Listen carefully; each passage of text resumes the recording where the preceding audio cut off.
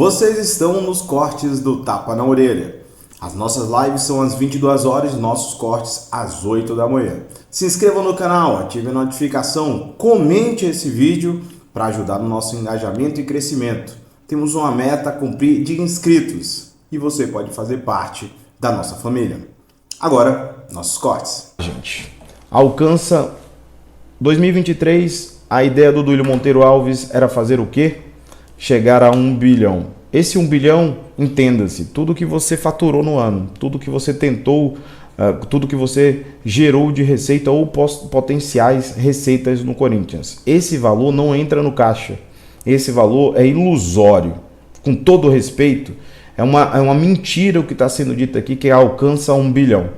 Alcança no faturamento, que tudo que você conseguiu criar na receita para aquele ano, mas não recebeu no seu caixa. Não é regime de caixa. É o que você faturou. E eu vou explicar por quê. Vamos lá. E com dívida bruta de quase 12 bilhões. É isso que eu não gostei, tá? E eu vou explicar direitinho agora. Primeiramente, o Corinthians fechou 2023 com superávit pelo terceiro ano consecutivo. Isso também é uma mentira. Isso é também uma mentira. O Corinthians fechou com 2023 com superávit pelo terceiro ano consecutivo. O clube teve um resultado financeiro positivo de 1,2 milhões no último ano de gestão do presidente Duílio Monteiro Alves. O parágrafo seguinte: quando considerado os juros pagos à Caixa pelo financiamento da Neoquímica, há um déficit de 49,8 milhões. Portanto, não estamos falando de superávit. Por quê? Porque o que eu quero dizer, como é que você vai incluir todas as receitas oriundas da Arena e quando você vai falar em pagamento da Arena, você vai ter que excluir para dar um superávit? É ilusório, é mentiroso, é falso, certo? Então, se fosse para não considerar o faturamento da bilheteria do Corinthians, do estacionamento do Corinthians, dos aluguéis do Corinthians, de tudo envolvendo as publicidades que tem dentro do Corinthians, você não faturaria 1 bilhão. Então a matéria se contradiz um ponto e tópico em cima do outro. Então neste ponto, temos aqui, não sei se vocês estão vendo, deixa eu ver se está dando para ver, está dando para ver. O Corinthians teve um déficit, não teve superávit no terceiro ano do Duílio. E um déficit de 49,8 milhões. Essa é a realidade, não há superávit operacional. Porque para inserir despesa, se tira a Arena. Para inserir receita e faturamento do ano fiscal do Corinthians, se coloca o estádio. Isso não pode acontecer. Isso é um contrassenso na própria matéria, na própria análise do Corinthians nesse ponto, ou do próprio Duílio, certo? Mas vamos lá. De acordo com a apresentação do balanço financeiro de 2023, enviada a membros do Conselho Deliberativo, por isso que é vazado. Sempre é vazado, porque quando chega no CORE, todo mundo sabe, certo? E é isso que eu queria falar para vocês. Quando chega no CORE, já foi, irmão. Todo mundo já tem noção e por isso que todo mundo tem essa informação. De acordo com a apresentação do balanço financeiro de 2023, enviada aos membros do CORE, o Corinthians alcançou 1 bilhão em faturamento. Considerando as receitas receitas brutas e da Neoquímica Arena, ou seja, as receitas oriundas do clube e oriundas da Arena. Então o Corinthians teve um déficit de 49,8 milhões. Vocês entendem? Porque se as receitas são brutas, as despesas também têm que ser brutas, né? Vamos fazer assim, vamos dizer assim, em termos leigos, receitas têm que ser todas. As despesas têm que ser todas também. E oriundas da Neoquímica Arena, tá? Por outro lado, a dívida bruta também ficou em patamar elevado. Aí que eu estou falando para vocês. 1,96 bilhão, sendo 1 bilhão 260 milhões do clube e 700 milhões do estádio. É aqui que está a questão dos 2 bilhões propalado, falado por todo mundo. Tá aí os 2 bilhões. E isso, só para explicar de forma mais leiga possível, esse 1,260 milhões é quando você inclui juros, encargos, de toda a dívida que você tenha a ter quando você vai vir a pagar ao final do ponto. E eu falei isso em um vídeo. Em um vídeo eu trouxe aqui, teve 2 pontos, eu falei, poderia ser o processo e teve um segundo, que era exatamente isso. Como o GE contabiliza a dívida do Corinthians? Como ele contabiliza? A dívida final. Quando você tem 100 mil para pagar, você vai embutir juros até o final do seu vencimento, do seu vencimento final, certo? Então ele não é 100 mil. De face, nominalmente, ele é 100 mil. Mas quando você vai ver a sua dívida final, ele pode ser 200, 300, pode ser 150, por aí. Porque você já embutiu os juros. É assim que o GE contabiliza a dívida do Corinthians. E é assim que ele está contabilizando o valor total. Certo? Então, por isso, chegamos àquele valor que todo mundo falou, que o Corinthians chegou a 2 bilhões. Se o Corinthians antecipar dívidas, como é que eles querem fazer com a Arena, por exemplo, reduzir aqueles juros, se você consegue pagar os seus débitos com alguns empresários de forma antecipada, vende alguns jogadores, essa dívida é a nominal. E é o que está aqui expresso logo no parágrafo seguinte. Essa dívida de 1,96 deixa de existir para ser aquela do Duílio.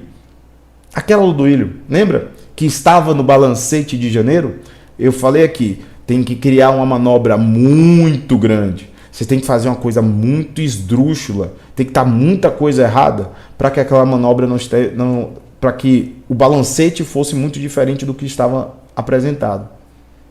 Então, para ser 2 bilhões, contabilizaram tudo que o Corinthians tem a pagar ao longo do tempo. E aí, meu amigo, não tem muito o que falar. Olha o que acontece logo em seguida. Na apresentação aos conselheiros, o Corinthians também mostra o endividamento com outro cálculo, que é o cálculo do Duílio, que é o cálculo que o Corinthians vinha utilizando, o mesmo adotado pela gestão anterior. Não é só do Duílio, de todos. Todos adotaram esse tipo de cálculo. Nesses critérios, o saldo é um pouco menor, 1 bilhão 580, incluído aí a Arena. Incluída a Arena. Que aí você tem o valor da Arena e o valor nominal das dívidas que o Corinthians tem a curto prazo, a médio prazo, a longo prazo e por aí vai. O parcelamento dos encargos, a questão da dívida e por aí vai. Certo? Então, hoje o Corinthians deve, com o estádio, 1,580 milhões, que é o cálculo da dívida. Certo? Então, o que era para ser 2 bilhões é 1 bilhão 580 já pagando suas dívidas em 2023. E aí ele traz aqui a dívida bruta do clube mais a Arena. Veja, aqui estamos falando de dívida bruta do clube mais Arena. Então, esse daqui é exatamente o ponto o que eu sempre chamei a atenção. Como é que você vai justificar 2 bilhões? Como é que você justifica sair 900 para chegar a 2 bilhões com estádio, sem estádio? Era isso que eles estavam querendo falar. Desculpa, não dá para fazer, não dá para fazer. A única coisa que poderia acontecer é o que eu havia avisado. Juros embutidos até o final. E aconteceu de certa forma. Mas eu acho que essa dívida ainda vai crescer. Porque essa da prefeitura, que eu me lembre, não está inserido nos balancetes. Eu não me lembro de ter visto essa dívida da prefeitura inserida nos balancetes corintianos, de forma antecedente. Vou aguardar o que vai acontecer até para eles discutirem. Evolução do endividamento do clube, mais a Arena, que é exatamente como o Corinthians faz a metodologia atual, dá uma redução aqui do ano anterior, que daria 910, para aproximadamente ali 885 milhões aí. Acharam o número de 2023.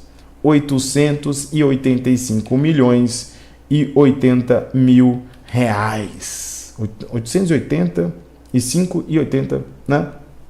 Mil reais. É essa a dívida do Corinthians de 2023, ou seja, uma redução de aproximadamente 15 milhões de reais entre um ano e outro.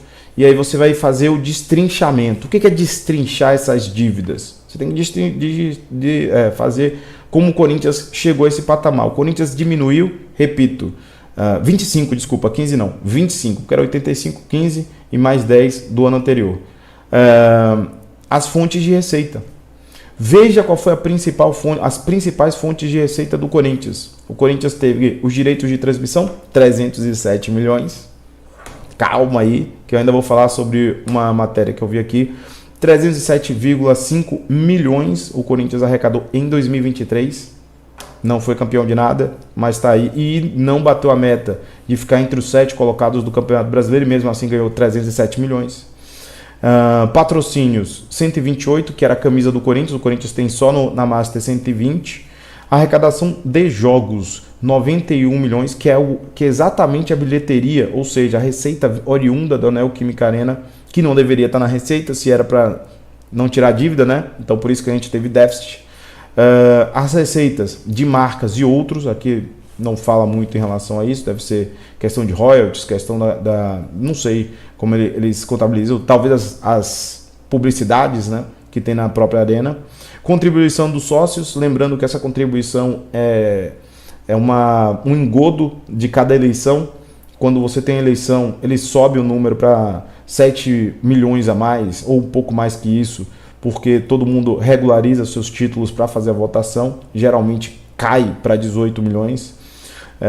As transferências de atletas, e aí é a segunda maior renda do Corinthians, 251 milhões. E aí você vai ter o Murilo, o Gabriel Pereira, o Adson, o Lucas Piton, o Roger Guedes, e todos aí que o Corinthians conseguiu vender ao longo desse ano. Veja que esses valores não deveriam estar contabilizados de forma explicativa ao torcedor no faturamento do clube, porque esse daí não está.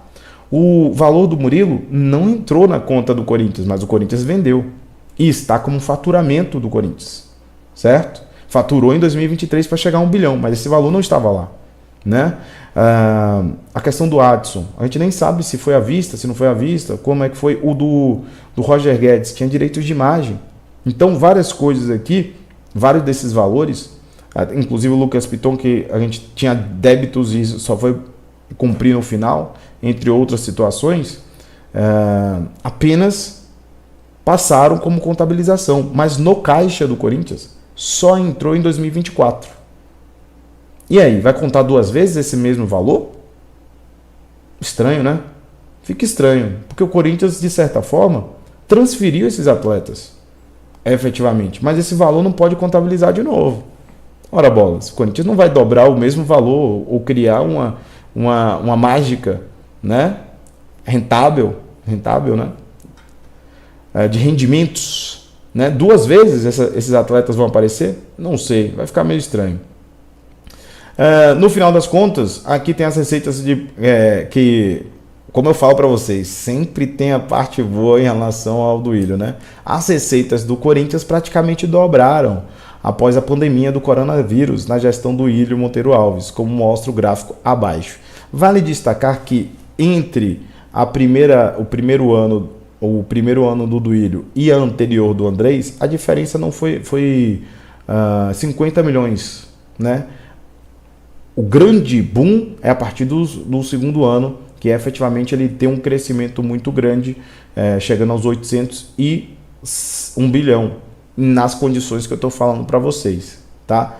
Então a gente tem aqui um crescimento aparente de faturamento. Faturamento realmente não tem o que fazer. E aí vamos para os custos. E a grande questão é o seguinte: como o dinheiro não entra na conta imediatamente, que é o caso do Murilo, né? Murilo, Gabriel Pereira, Adson, Roger Guedes, não entra imediatamente. Os parcelamentos ad infinito que o Corinthians faz para vender os jogadores. Só que o Corinthians tem dívidas, e dívidas sérias em relação a isso. Por quê? O Corinthians teve só com direitos de salários, imagem e encargos, quase 400 milhões. Se você não conseguiu receber ali 270, né? Na verdade o Corinthians está ali com 750 justo na conta, né? O Corinthians fez só nessas condições aí de salários, direitos de imagem e encargos 400 milhões em 2023. E mais os juros de 126 milhões. Eu quero saber que juros o Corinthians pagou. Porque com os empresários aqui não foi. nem as dívidas com empresários. Mas digamos que tenhamos aqui as duas contas, tanto de direitos de imagem, salários pagos, mais os 126 milhões de juros. Daria ali em torno de que 400, 500 milhões dos 750. Então o Corinthians ainda tem outras despesas, questões do clube, né? O Corinthians até o meio do ano tinha um déficit no clube de 60 milhões. Possivelmente o Corinthians não conseguiu arcar com tudo que planejou. E ainda não houve a liberação completa. Eles estão trazendo pouco a pouco, tá? As informações sobre o endividamento do Corinthians. Sobre isso, gente, eu queria falar somente o seguinte. Primeiramente, repito, não concordo com o que foi feito de chutar a dívida do Corinthians como se fosse um caos absurdo de 3 bilhões. Tinha gente falando 3 bilhões. Tinha gente falando 2 bilhões com o estádio. Quando o documento aparecesse, a gente teria uma prévia. Mas quando saiu o primeiro balancete do Corinthians com 910 milhões, que é exatamente esse primeiro balancete de janeiro, sem a chegada dos valores de Murilo, sem a chegada de outros valores do Felipe Augusto e por aí vai, eu achei muito estranho o Corinthians ter uma diferença tão gritante entre um orçamento e outro. Então hoje o Corinthians deve estar lá por volta dos 910 milhões de janeiro e deve ter uma nova, mais recente agora de fevereiro, com uma redução ainda maior. Por quê? Porque o Corinthians tinha dívidas com direitos de imagem que não tinham sido pagos na gestão do Duílio. Esses valores aí, sequer a gente sabe se foram os que foram efetivamente pagos, e eu acho que não foram, ou se efetivamente só foi o que foi contabilizado e o Corinthians nem fez efetivamente a quitação. Então a gente não sabe como está esse balancete, como eles pensaram dessa forma, porque vai misturar uma coisa com a outra. A ausência de pagamento de um com o déficit, cara, é muita coisa que eles têm que explicar nessa contabilização, já que tem uma dívida de 400 milhões ou encargos e simplesmente não há um pagamento. Há uma despesa a realizar ali que efetivamente não tem nenhum sentido. Mas minha crítica a tudo que foi feito até este momento é exatamente essa chutar muito para cima. Chutou lá em cima. E não haveria como, só se efetivamente os caras tinham um descontrole, uma cleptomania absurda e que todo mundo passou um pano absurdo. O que eu quero dizer é o seguinte, fica mais claro ainda que quando o Duílio fez o que fez, os atos dele são muito mais consolidados para uma expulsão. Que é muito mais difícil você encontrar soluções para expulsão de Andrés. O Andrés podia até ser analisado, mas do Mário Gobi já deve ter passado o tempo em relação a isso, e o Roberto de Andrade. Mas o Corinthians tem solução. Ninguém viu uma solução de 1 bilhão e 500. Dá, absolutamente dá. Se tudo que está por vir, que pelo menos é o que estão colocando como possibilidade real de negociações, estão a plano, a funcionamento, com a empresa que está por trás da negociação, das verificações, das garantias, o Corinthians tem solução. Mas tem que fazer do jeito correto, dessa forma, de forma profissional, nada de política na hora de você fazer números para exatamente melindrar a imagem da equipe, do clube, né, em si, enquanto, né, todo mundo já viu como eles fizeram, do jeito que eles fizeram. Não precisava disso, não precisa disso. O Duílio, o Andrés, o Roberto, o Mário Gobi, entre outros, são a representação desses números. O Corinthians deve tem um maior déficit aí, um dos maiores déficits do país, por conta deles, pela falta de capacidade deles de trazer a marca onde ele deveria estar, onde o Corinthians deveria sempre estar, como protagonista, como o maior captador de valores das suas marcas. O Corinthians sempre devia ser o top do país, porque está no maior polo do país financeiramente. Ele é um maior clube em torcida de forma presente, consumidora. Sempre foi assim. O Corinthians sempre se marcou presente. E esses antigos dirigentes, né, simplesmente destruíram a imagem do clube,